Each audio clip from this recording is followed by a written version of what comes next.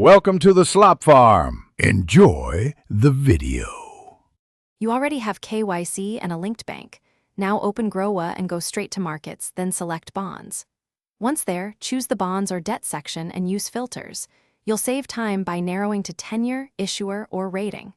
Tap a bond to see details like coupon rate, maturity date, and minimum lot size.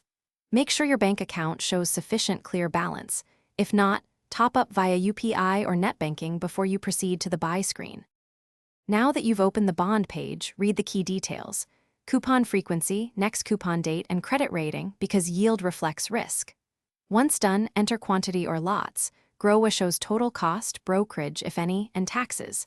Select settlement mode, DMAT is default, then pick your payment method and schedule by immediate or MIS/limit order when available. Confirm the order. The app will show an order ID. You'll receive a confirmation and expected settlement date. Finish by monitoring your order status in orders/investments. Once settled, the bond appears in your portfolio. Make sure coupon payments and next maturity date are visible. If something goes wrong, first confirm bank mandate, UPI limits, and DMAT account activation. These are common blockers.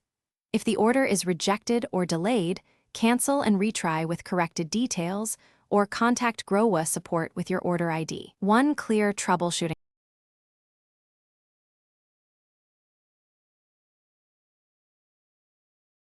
Thanks for watching. Consider subscribing if we helped you today.